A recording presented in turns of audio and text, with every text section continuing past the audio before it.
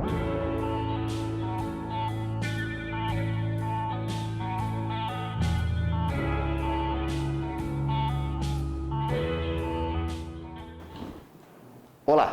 eu sou o Vladimir Polísio, da Associação Amigos do Grande Anhangabaú. Do dia 5 até o próximo dia 14 de outubro, amanhã, serão entrevistados os 13 postulantes ao cargo mais alto do Poder Executivo Municipal, o de prefeito ou prefeita da cidade. Todos os 13 postulantes ao cargo confirmaram participação. Na manhã de hoje, terça-feira, dia 13 de outubro, será entrevistado o candidato do PROS, Edimarco Ferreira da Silva. Edimarco, tudo bom? Bom dia. Bom dia. Tudo bem a todos os espectadores do Grande Anhangabaú, né? Eu quero agradecer a entrevista, ok? Obrigado, Edimarco. Edimarco, você é, além de candidato a prefeito pelo PROS, você é um dos fundadores do partido, é isso? Sim, sou um dos fundadores do partido. Nós idealizamos o partido há mais de 10 anos, porque houve uma revolta muito grande, porque os partidos não mudavam, não tinham nenhuma perspectiva de mudança para a população. Então nós idealizamos o PROS e estamos tocando o PROS há 7 anos já. Como que está o partido aqui em Jundiaí nestas eleições municipais? O partido está com 20 candidatos a vereadores, tá? Nossa vice-prefeita também é de chapa pura, como dizem aqui, né? É a doutora Cristiane, que é uma pessoa que foi muito grata a gente ter uma vice como a doutora Cristiane. Nós somos bastante felizes e entusiasmados com a nossa campanha.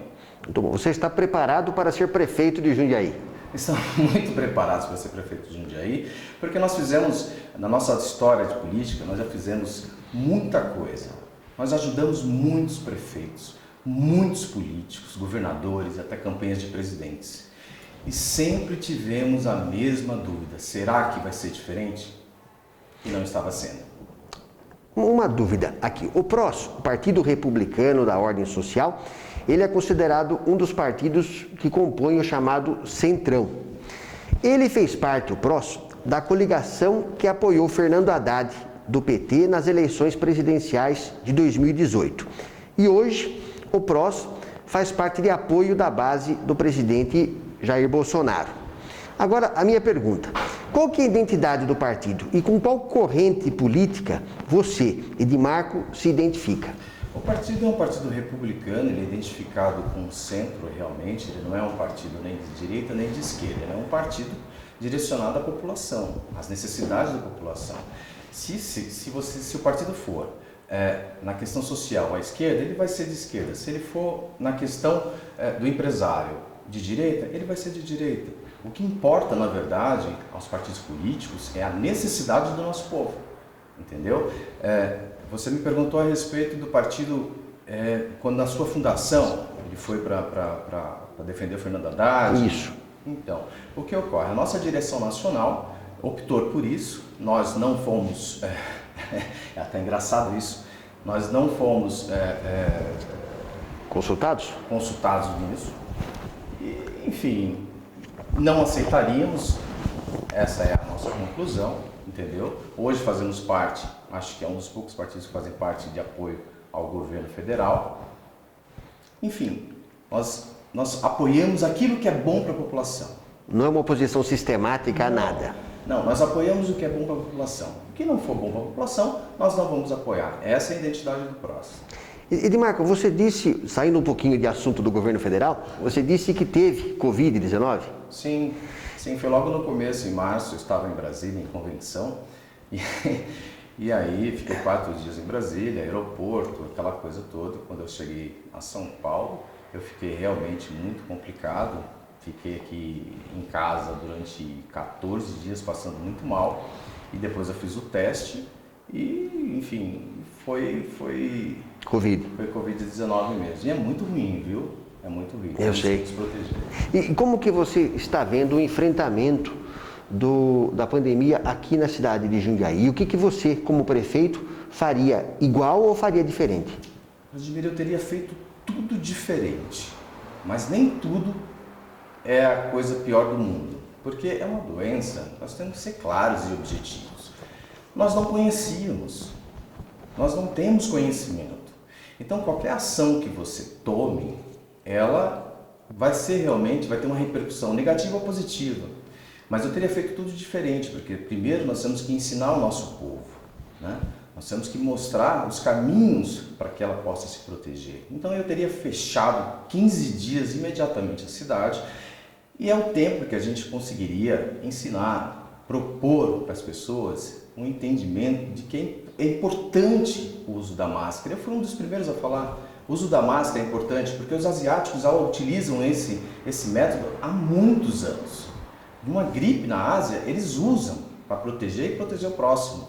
Nós brasileiros temos essa dificuldade. Então, eu fecharia realmente a cidade e depois nós iríamos conscientizar para que pudéssemos tomar atitudes que fossem de relevância para cuidar da saúde do nosso povo. Para que impedisse a retransmissão do vírus, a propagação dele. Com certeza. Que nota que você daria para o atual prefeito Machado? Daria não, que nota você dá para a gestão dele? Olha só, eu não sou uma pessoa que faço ataques a nenhum tipo de pessoa, nem governo, né? Eu não posso dizer que o prefeito fez um trabalho zero, que eu estaria mentindo para a população, né? Mas também não tomou atitudes simples na área da saúde, que era para ter sido tomadas, né? Então, a minha nota para ele é nota 5. Nota 5. Que é uma nota alta. Não só pela saúde, falando no conjunto da obra. 5. Da atual gestão, e que programa de governo que a prefeitura adota, que a atual gestão adota, que você vai manter na sua gestão a partir do ano que vem, e qual programa que você vai encerrar de pronto, assumindo a prefeitura, você vai encerrar. O que você vai continuar do atual prefeito e o que você vai encerrar? A única coisa que eu vou encerrar, na verdade, são os cargos comissionados, que são muito altos aqui, né? Tem bastante cargo comissionado aqui na cidade, então isso nós vamos encerrar de imediato. Agora, nós não vamos prejudicar a população em nenhuma maneira. Nós vamos ver quais são os projetos que ele está tocando, não vamos dificultar nenhum problema, nenhum processo, nada. Nós vamos fazer mais e vamos fazer melhor, é isso que nós queremos. Os nossos projetos são melhores hoje do que a prefeitura tem, mas, assim, nós não vamos destruir absolutamente nada. Esse é o nosso pensamento de governo e eu acho que tem que ser dessa forma. Na Prefeitura de São Paulo, as pesquisas de opinião de voto, além de colher a intenção de voto do eleitor, têm perguntado também quais são as prioridades na capital paulistana. O principal ponto de necessidade, de preocupação do paulistano na cidade de São Paulo, evidente, é com a saúde, seguido do transporte coletivo, depois segurança pública, geração de empregos, combate à corrupção, educação, em último lugar tem aparecido o meio ambiente. No seu programa de governo, o que você vai priorizar? O que você tem como prioridade na sua gestão? Na verdade, não é nem o meu programa de governo, é o programa de governo das pessoas, dos nossos cidadãos de Jundiaí. O que acontece? Nós fomos conversar com toda a população e o que as pessoas têm dito para a gente? Edmar, nosso grande problema é a saúde. Então, a saúde do município é o gargalo da população toda. Então, esse é um dos problemas que nós vamos atacar muito fortemente. Com o quê? Tem alguma proposta específica? Nós temos uma proposta interessantíssima, que nós vamos criar, tem alguns candidatos já dizendo que vai criar o hospital municipal, há muitos anos que vem se falando a respeito de um hospital municipal na cidade. Mas nós vamos criar um hospital de complexidade de Jundiaí de verdade e sabemos aonde buscar recurso e sabemos como fazer isso. Porque assim, é fácil falar que vai fazer, né? Nós teremos um ano complicado a partir de 2021, né? Então nós vamos poder falar a respeito disso a partir de 2022, porque é quando nós vamos equilibrar as contas da prefeitura, que hoje sofre bastante, ninguém está dizendo isso, mas nós temos até uma dificuldade que não está sendo exposta, mas o orçamento está com dificuldade para novembro e dezembro desse ano, com o funcionalismo. Para fechar? Então, assim, tudo que falar de propostas de imediato para fazer, Isso é uma aberração, uma loucura. E outro item que foi levantado em São Paulo é o transporte coletivo. Tem alguma proposta da sua gestão? Sim, transporte coletivo, com certeza. Primeiro que eu não entendo porque a cidade não tem ônibus biarticulados, né? Eu nunca entendi isso, na verdade. E nós temos pontos de ônibus muito obsoletos, as pessoas ficam uma em cima da outra. Isso não pode acontecer. Nós temos 5 regiões que não são interligadas muito precariamente. Nós vamos criar um corredor, um anel viário dentro da cidade para minimizar o problema de tempo que as pessoas gastam de uma região para outra, do Centro-Oeste para a Zona Sul, enfim. Esse tipo de coisa nós vamos minimizar o tempo e melhorar a capacidade que as pessoas vão ter de pegar o ônibus. Tem um projeto já nesse sentido? O projeto já está, inclusive está no meu plano de governo, está disponível para todas as pessoas que quiserem ver. Segurança pública, tem algum ponto específico? Segurança pública sempre foi um gargalo muito grande. Em Jundiaí, há uns 6, 7 anos atrás, tem até uma pesquisa, que era uma cidade mais tranquila. Mas eu não entendo muito essas ações, porque Jundiaí pertence a uma macro-região de Campinas.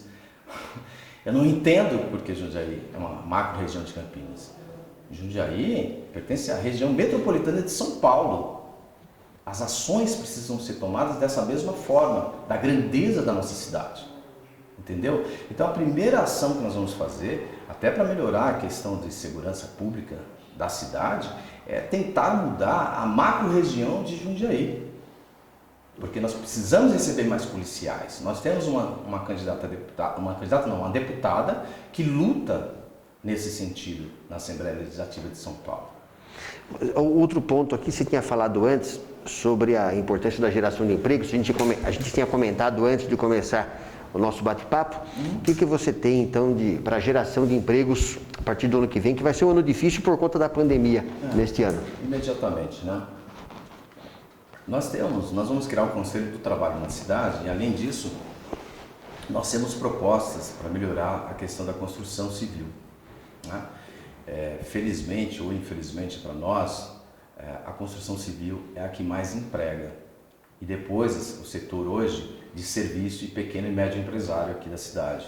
Nós vamos criar uma agência de fomento, ou seja, uma agência de crédito, para ajudar os pequenos empreendedores da cidade, que é o que dá o emprego para as pessoas, que tem aqui 2 funcionários, 3 funcionários, entendeu? Que vai gerar renda para essas pessoas. E o custo para a formação, para criar uma agência de fomento assim? Existe orçamento para isso?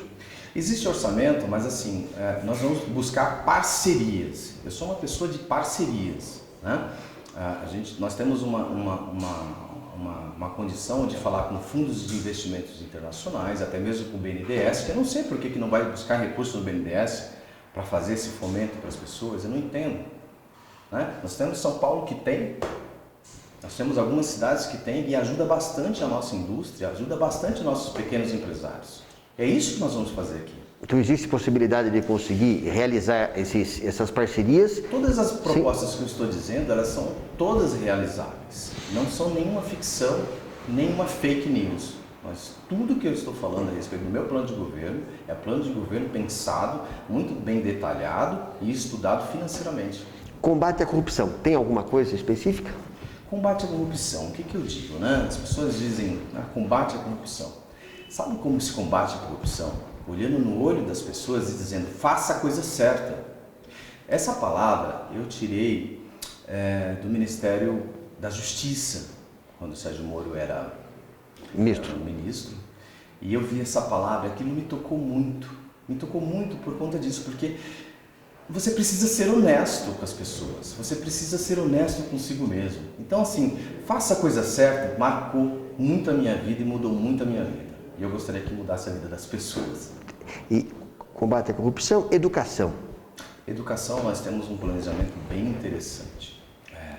E até um projeto audacioso, porque nosso projeto é o Jovem do Futuro, que ele não vai consistir em aumentar muito o tempo da escola das crianças. Nós vamos tentar fazer o Fundamental 1 e 2 junto, que parece que hoje na cidade é separado.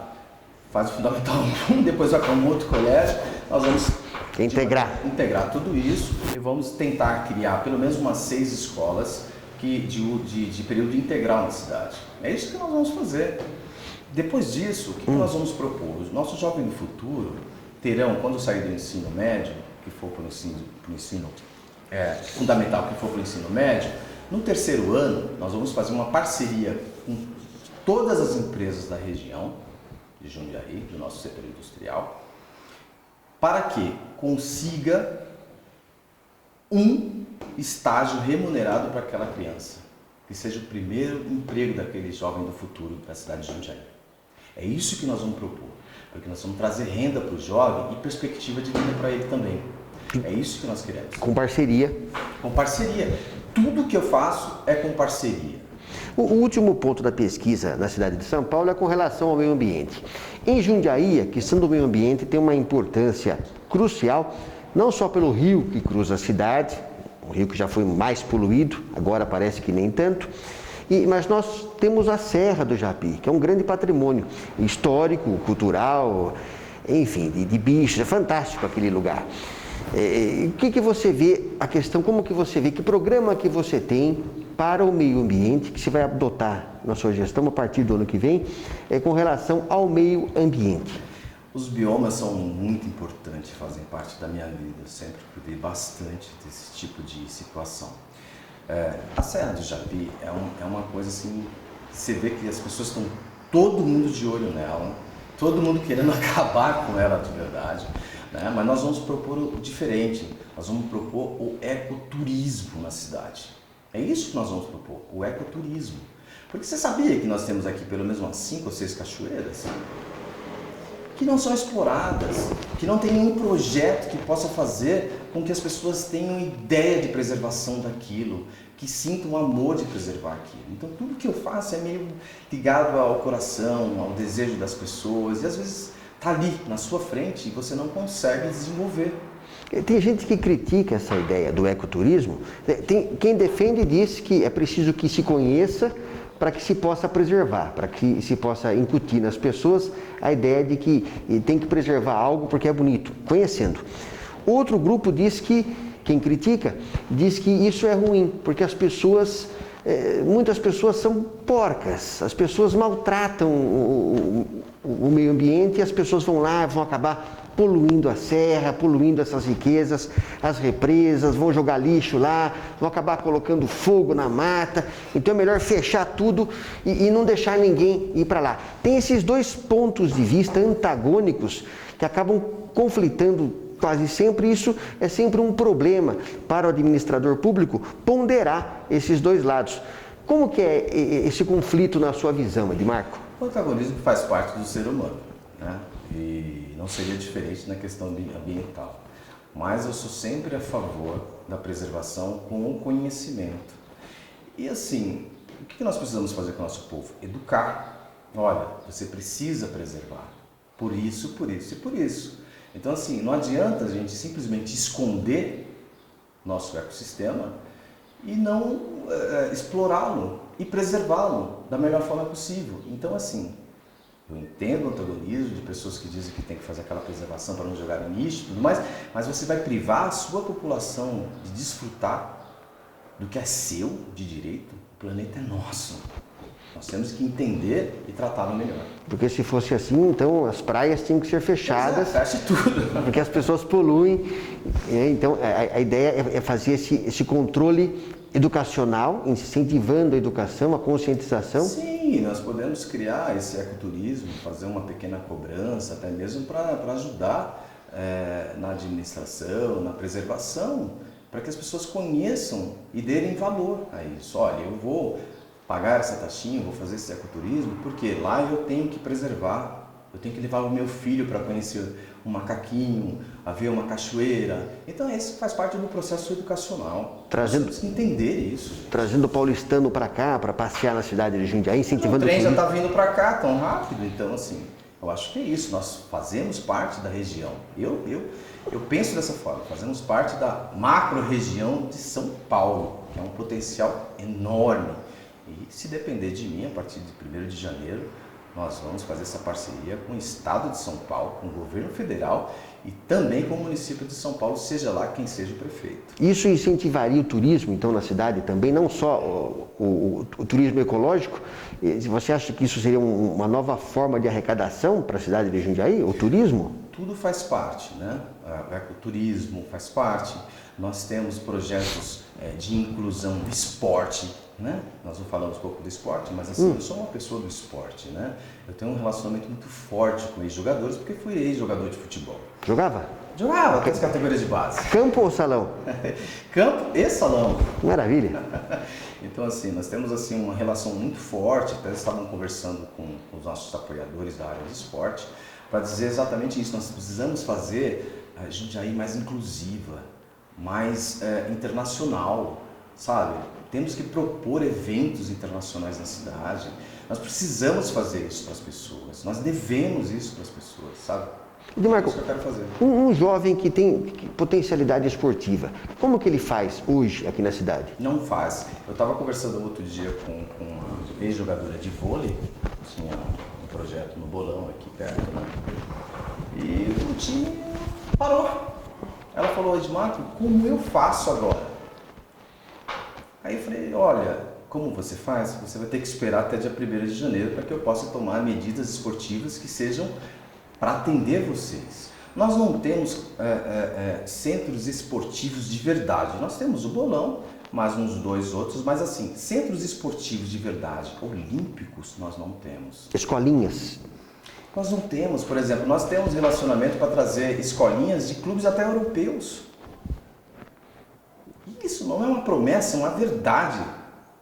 Custo isso para o município? Nada, zero.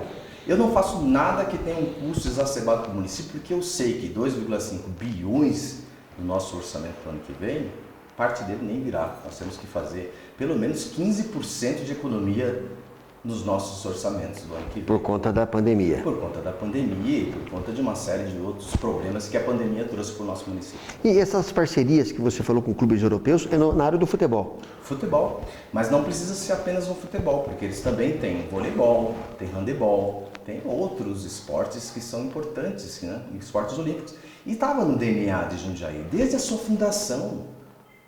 Né? Estava no DNA de Jundiaí, a questão esportiva. Nós temos 8 anos aí que não temos nada de esporte. As pessoas falam, mas Edmarco, nós não temos mais inclusão do esporte, futebol, time de vôlei.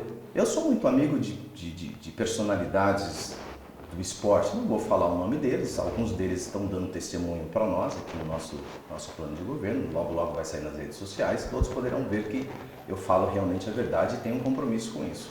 Porque falta realmente o esporte. O Jundiaí já teve tradição no atletismo, grandes nomes, no vôlei, grandes times aqui de Jundiaí, sim, basquete, sim. Tinha o Sica Divino, tinha outras equipes grandes, e agora não há nada. Não há nada. Nem perspectiva, por enquanto. Por enquanto. A partir do dia 1º de janeiro, eu eleito prefeito de Jundiaí, terão todas as perspectivas de esporte na cidade. Eu vou transformar Jundiaí numa cidade muito inclusiva. Vou trazer outros esportes. Aqui nós não temos pista de skate. Nós não temos onde as pessoas andarem de bicicleta.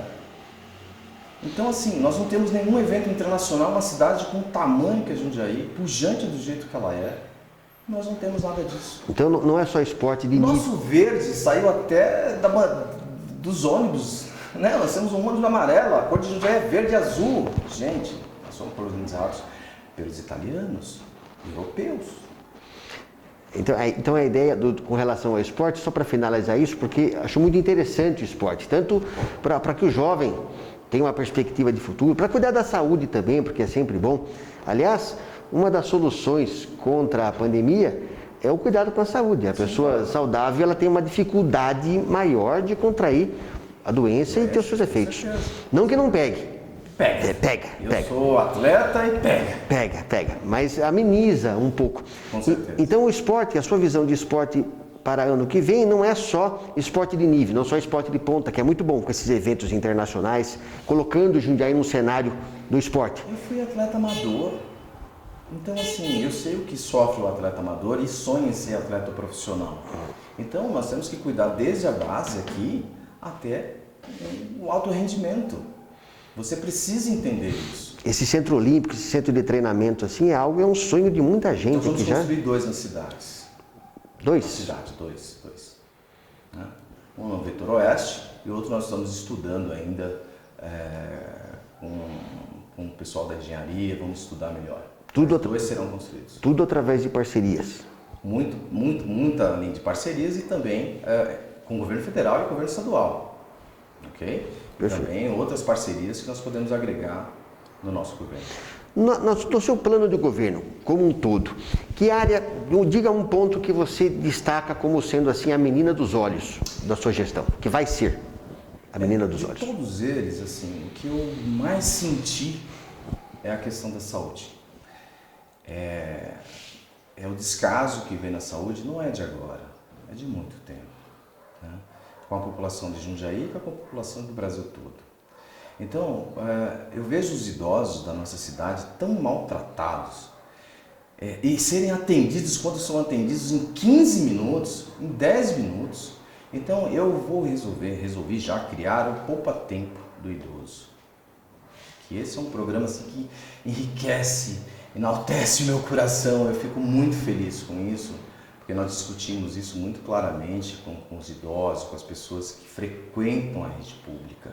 E eu vejo a dificuldade. Eu não tenho mais meus pais já faleceram, mas a preocupação que eu tenho com os idosos é muito grande, porque um dia nós seremos idosos. Sim, seremos todos. E você falou da saúde, Jundiaí tem uma faculdade de medicina, uma autarquia municipal. Você tem algum projeto para inserir mais a faculdade, para que ela apresente mais um retorno para a sociedade? Porque, afinal de contas, parte da mensalidade é custeada, é paga com salário, com valor nosso, dos nossos impostos. Com certeza. Eu acho que é um desperdício, na verdade, porque assim, é um desperdício com o jundiaiense, com o nosso jovem, que tem uma capacidade enorme. Então eu acho que é um desperdício. A faculdade poderia, inclusive,